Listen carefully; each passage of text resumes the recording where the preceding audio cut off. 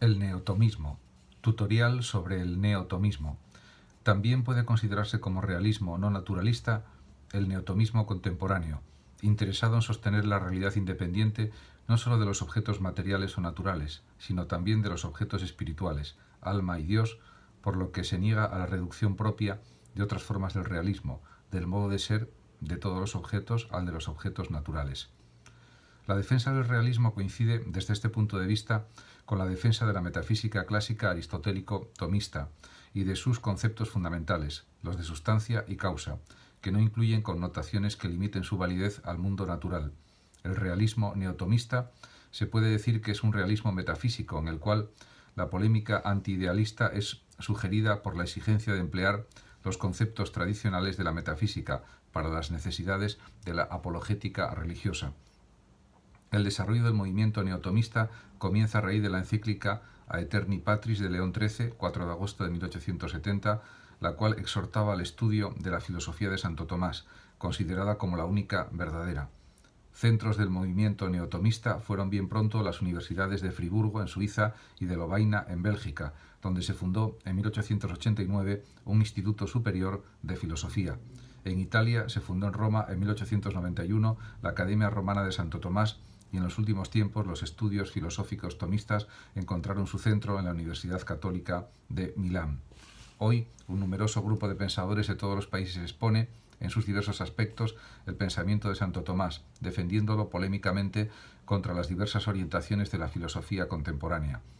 El desarrollo del neotomismo ha traído como consecuencia un nuevo florecimiento de los estudios de filosofía medieval y ha llamado eficazmente la atención de la especulación contemporánea sobre las figuras y los temas de aquella época. Naturalmente, el carácter mismo del movimiento ofrece poco margen a la originalidad de nuevos planteamientos filosóficos. La originalidad del neotomismo contemporáneo con respecto a las corrientes tomistas que en el periodo precedente habían quedado confinadas en el ámbito de la cultura eclesiástica, consiste en la nueva problemática que el tomismo saca de la misma filosofía contemporánea con la que polemiza. La aceptación de esta problemática, con objeto de aclarar, defender, continuar y desarrollar la tesis del tomismo, es el rasgo fundamental que introduce el neotomismo en la filosofía contemporánea y hace de ella un elemento vivo de la misma. Es también el carácter que determina sus límites, porque muestra que no se puede esperar del neotomismo, si no es en una parte muy exigua, aquella renovación de la problemática filosófica que constituye el mayor y más fecundo esfuerzo de la filosofía contemporánea. Por lo demás, el neotomismo no es el único que tropieza con esta limitación.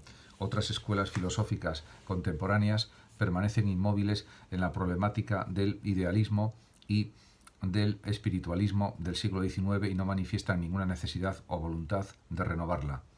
Una de las figuras principales del neotomismo es la del cardenal belga Désiré Mercier, 1851-1925, que fue el fundador de la Escuela de Lovaina, llamada por él Instituto Superior de Filosofía. Sus obras fueron la primera guía para esta orientación neotomista: Psicología, de 1883, Metafísica General y Ontología, de 1886, Introducción a la Filosofía y Curso de Lógica, de 1891, Criteriología General, de 1899. Entre las figuras más conocidas del mundo contemporáneo del tomismo se destaca la de Jacobo Maritain, nacido en 1882, que empezó su carrera de escritor con una áspera crítica de Bergson, de quien antes había sido seguidor, La filosofía bersoniana, de 1914. Entre los numerosísimos escritos posteriores de este fecundo escritor citaremos el que trata sobre tres reformadores, Lutero, Descartes y Rousseau, 1925, en los cuales ve a los mayores responsables del desvío fatal del pensamiento moderno de la fuente tomista. Las reflexiones sobre la inteligencia y sobre su propia vida, de 1924, y Distinguir para unir o Los grados del saber, de 1932. Esta última obra, entre las más importantes, contiene la defensa de sus doctrinas gnoseológicas, que él define como un realismo crítico, pero que constituyen una especie de espiritualismo de carácter ontológico.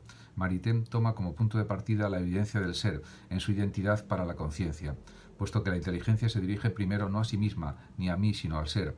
La primera evidencia, primera en el orden de la naturaleza, no en el orden cronológico, en el cual a menudo lo que es en sí anterior está solamente implícito. La evidencia primera por sí para la inteligencia es la del principio de identidad, que se descubre en la aprehensión intelectual del ser o de lo real.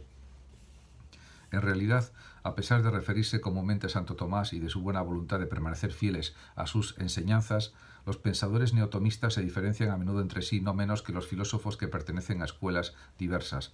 Esto ocurre por el diferente peso que dan a los argumentos de la filosofía moderna y contemporánea, y es por otra parte una prueba de la vitalidad de su investigación.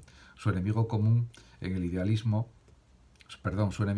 el idealismo en sus diversas formas, comprendido en ellas el modernismo. Tratan de restaurar un realismo fundado en la dualidad metafísica de sujeto y objeto y dar por tanto el mayor relieve a aquella función de abstracción que es la única que permite entender cómo la sustancia alma puede abarcar en sí la esencia de las sustancias conocidas sin identificarlas consigo ni identificarse con ellas.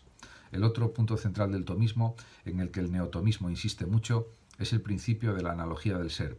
Este principio, en efecto, permite establecer la diversidad entre el ser finito o criatura y el de Dios, garantizando la trascendencia de Dios y al mismo tiempo justificar la validez parcial, precisamente analógica, del conocimiento humano del ser divino, garantizando de esta forma el valor de las vías demostrativas que conducen a Dios.